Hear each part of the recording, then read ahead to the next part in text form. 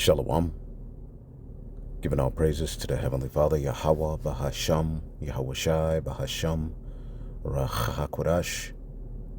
Double honors to the apostles, the bishops, and the elders at Great Millstone who rule well. And as always, we give peace and salutations unto the elect. And I wanted to do a quick lesson, all right, because I know, just listening to particular brothers' testimonies, reading chats, brothers are on edge, and that's normal. Being on edge, you may be dealing with anxiety, you may be dealing with certain situations within your spirit, within your personal life, at work, all right, and then, you look out into this world and you're just angry, you're just vexed, right? There's nothing you can do to change it, all right? In the immediate, you have to live through it. As we know, the scriptures say in the book of Proverbs, or Ecclesiastes, rather, the first chapter, and the 17th verse, it says, "And I gave my heart or my mind to know wisdom and to know madness and folly." So, a part of our job as men of the Lord, all right, we're gaining wisdom, but at the same time, all right, we're becoming privy to so much madness and folly. And I perceive that this is also vexation of the spirit, okay? Vexation of the spirit. Now let's look up this word vexation, okay? And you brothers, may be on edge in your homes and your woman doesn't understand. They think you're just, angry at them. It has nothing to do with you, okay? The men of the Lord who are on the front lines deal with a lot. And it's not just them complaining, all right? But, as the scriptures say, just as Lot was vexed. Let's get this real quick. The word Rayawan, all right? Rayawan, longing, striving. So we're longing and striving for the kingdom, okay? The root word, all right, to graze, to feed, to rule, okay? Because as a shepherd, you have this wisdom. Now your duty is to teach. You're doing videos, nigga put a comment up, coming against you, all right? These things put you in a bitter mood, all right? I mean, sometimes you ignore it, but there's sometimes where it bothers you, all right? Because again, you have to understand, we have to feel everything Yahweh Shai felt, all right? We constantly have to feed the sheep. That's a never-ending job until the Lord established Jerusalem as a praise in the earth, okay? But let's get the other word, all right? So we're longing and striving for the kingdom, which comes with a whole hell of a lot. Now, it says, Ecclesiastes 1:18, "For in much wisdom is much grief, right? And he that increaseth knowledge increaseth sorrow. And every man has his measure, okay? But the more you learn and the more you understand, okay, the more the world around you is going to vex you, okay? Now, you don't allow that vexing to, destroy you, okay? But we're going to be in a constant state of grief, all right? Chaos, all right? Anger, vexation, provocation. You're going to be provoked. Grief, vexation of men. And as the scriptures say, the flock of my pasture are men. Not to say women don't go through things. Of course, our women are catching hell. Everything's out of order. Everybody's out of position. All right, we're constantly faced with things, because as you learn righteousness, now, all right, you're privy to more wickedness. Before we awakened in the world, there were things that we saw that we had no judgment about. Okay, frustration, grief, okay, and the way that this world is going, okay, the way that things are happening, okay, it's being set up to where the so-called white man is coming down with great wrath. So at these jobs you have, you're noticing you're being surveilled, you're being watched over, okay, they're throwing more work on you. It's just a demonic energy out in the earth, okay? And again, these things would have bothered you before the truth, but now that you have wisdom, to have some woman looking over your shoulder telling you what to do, or some simple reprobate man, it affects you even more. All right. And remember, we're in a spiritual Sodom and Egypt. So just like Lot, okay, just like Lot in the book of 2 Peter chapter 2 and 7, it says, and delivered just Lot out of what? Sodom, all right, and Gomorrah. All right, those different cities that were doing wickedness back then, which we're in the spiritual Sodom and Egypt. Okay, meaning the things that we long for, the order we want, the vibration we're under, the world is totally contrary, and the powers that be make sure. Okay, the powers that be make sure, because remember, this world is ran by the children of Satan. Okay, Satan means adverse. So everything is adverse to what we want, how we want it. Okay. And that right there is a constant vexation. It says, and delivered just Lot vexed with the filthy conversation of the wicked. Now this word vexed here, and Lot was Abraham's cousin or nephew, I believe. All right. It says here, it says, Strong's G 2669 Katapaneo to tire down with toil, to exhaust with labor. Okay, this is Sodom and Egypt. So you're being worked to death, and while you're working, you're seeing all kind of things that are out of order, wicked, freaky, nasty, all of these different scandals popping up. All right, you looking through the news to do a video, all kind of freaky, nasty things just popping up everywhere you look. It's just out of order. All right, and that tires down the mind. Okay, especially for those of us who are on the front lines of this spiritual war. Okay, you got to understand, if we are those men, we help Yahweh Shai create this whole thing.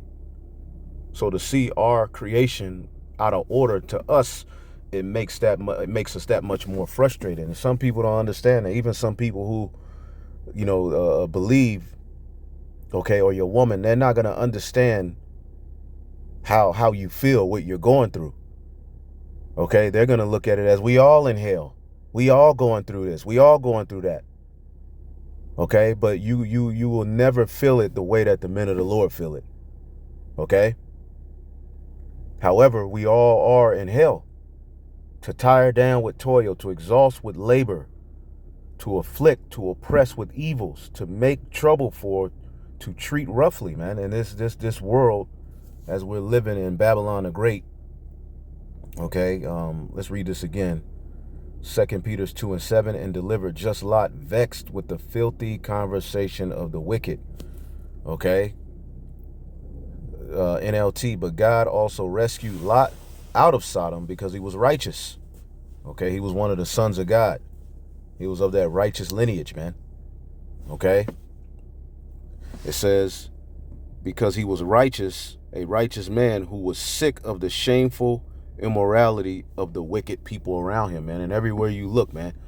Okay, in certain scenarios, you got to deal with a sodomite. You got to deal with a flip-flopper, someone who cut their rod off. They're making your sandwich. They're serving you your order. They're your waiter. Okay? And there's nothing you can do about it. You have to turn the other cheek. Okay? Everything is in opposition to what we are trying to achieve, man. And it's done that way on purpose. It's a part of the straight gate, man. For that righteous man dwelling among them, and seeing and hearing, vexed his righteous soul from day to day with their unlawful deeds. Everything you hear, people's conversation, okay, is vexing. Okay, and that's a part of when you read Daniel the 7th chapter. Let's get that real quick.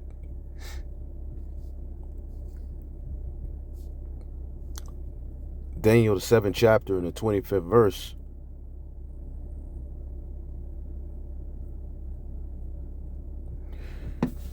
It says, and he shall speak great words against the Most High. Who's the he? Esau, Edom, man, the ruler of the revival of Rome, man. Okay, the Babylon the Great. Who's the ruler of Babylon the Great? As Isaiah the 14th chapter talks about the king of Babylon, right? He would be oppressive. He will rule the earth in a wicked, demonic manner, man. And that's speaking great words against the Most High. AI, technology, all of these things he's boasting in, it's really anti-Messiah, man. Okay? And we have to live while these things go on. And shall wear out the saints of the Most High. See? He shall speak great words against the Most High and shall wear out the saints of the Most High. So the culture he set up on the planet Earth wears out the saints of the Most High. Now, what does this word wear out mean? Okay? And some days you wake up in a decent mood. Other days you wake up in a horrible mood. You can't get away. You can't be alone like that. You're subject to payments. You got to go to work. All right? Because we're no longer in a slavery through getting our asses whipped with the whip and hanging from trees, but we're in an economic slavery. Okay? You're in slavery to having to house yourself, to feed yourself. So what do you have to do? You have to get a job. Okay? It says, Bala, to wear away, to harass constantly. See? To harass constantly. All right? And we are harassed constantly, all right, from the time we wake up. All right? Even while you're asleep, you're being harassed. The air works against you. Okay? From the time you get up, okay, to the time you go back to bed and you go to sleep, there is nothing but a harassing to your soul via the things that are happening, the things that are being said, the things you may not even know that are happening, but they affect your spirit. Like when the weather changes, okay, you know these elites are doing all kind of wicked satanic sacrifices. I feel that. I feel something is off in the earth, right? And some people won't understand your plight. Okay, a lot of people will listen to this and be like, well, get over it. Well, everybody's, catching hell because, everybody's an economic slave. All right, even Edomites are economic slaves. Even Edomites are suffering under the oppression of their rulers. All right, but the sons and daughters of the Most High, in particular the sons, the men of the Lord, who are on the front lines. Okay, it affects us differently, man. Okay, on top of all of this, we know what's getting ready to happen in this world. Okay, so we're being constantly harassed. Okay, in all kind of ways by demons. Okay, everywhere you go, right? Constantly harassed. All right, the filthy conversation of the people, the system you're in subject to, your job. You go home. There's always some form of hell, man, here in Babylon the Great, because what? All right, those curses. All right, now the mindset is life. All right, but the fight is to establish life, to conquer death in the midst of death, man. And knowing that we're getting ready to possibly be grabbed up, I can tell that I'm being watched. I can tell that something is getting ready to happen. I can feel it in the air that the powers that be and people around me that you go to these jobs, you know something's happening. You feel it. Something is being set up to come up against the men of the Lord, and that's a part of our baptism. As a matter of fact, what Yahweh Shai said, all right, here in Luke, the 12th chapter, in the 49th verse, it says, I am come to send fire on earth, and what will I if it be already kindled? All right. NLT, I have come to set the world on fire, and I wish it were already burning. So he wished Babylon was already burning. He wished, World War III and all of these various different things happened and took place. But those things can't happen until we fulfill our baptism. Okay? But I have a baptism to be baptized with, and how am I straightened until it be accomplished? All right? NLT, I have a terrible baptism of suffering ahead of me, and I am under a heavy burden until it is accomplished. Okay, we know there's a possibility we can get snatched up at any day. We know we're living in a time, especially under Nero Trump, all right, where they can be knocking at your door. Okay, they can come to your job and escort you out. These are the times we're living in. So the men of the Lord are under a very, very, very, very, very heavy burden, man. And you women who are with these men, you should take that into consideration. It's not about you. Take into consideration, all right, the the job and duty, if you so-called believe, because not every brother has a woman that believes, right? But look what Yahushua said, I have a baptism of suffering ahead of me. So do we. And I am under a heavy burden until it be accomplished. So brothers may be snappy. Brothers may not be in the mood to play around. Brothers may have a stern look on their face. Right? That's a part of the straight gate. That's a part of everything that we've been given, is to suffer in this world for righteousness' sake under the sacrifice of Yahushua. Now remember the night that Yahushua, okay, the night that Yahushua was getting ready to be crucified, he knew his time was coming. Okay? Look at the spirit he was in. And this is why Yahushua didn't deal with women. Okay? Imagine having to deal with a woman and do everything that he had to do, but every man's situation is different. Matthew 26:37, he took Peter, all right, and Zebedee's two sons, James and John, and he became anguished and distressed. He was sorrowful and heavy. Why? Because he knew he had to fulfill the prophecies that was written, all right, of him to go through. Isaiah 53 and some of the Psalms. He was getting ready to have to fulfill that crucifixion. He knew it. Okay? He told them, my soul is crushed with grief unto the point of death. Stay here and keep watch with me. Okay? He went on a little further and bowed his face to the ground and prayed, my Father, if it be possible, let this cup of suffering be taken away from me. Yet I want your will to be done, not mine. And we have those thoughts, man. Okay? You think we want to be grabbed up, lied on, constantly beaten to a degree, beheaded? Okay? No. Who wants to go through that? However, we understand that we are a burnt offering, as it says in the book of Wisdom of Solomon in the 3rd chapter. Okay? These are these are the thoughts. These are the things that we have to internalize. We have to eat it. We have to swallow it. When the scripture said you have to drink his blood, you have to eat his body, that means you have to take on his sacrifice. Okay?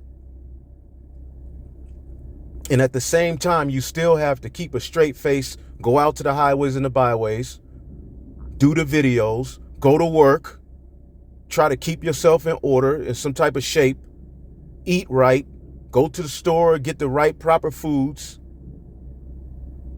stretch more, because getting old in Babylon is hell. Okay? Keep your family in check, keep your family into some sort of order. If you have a family, right?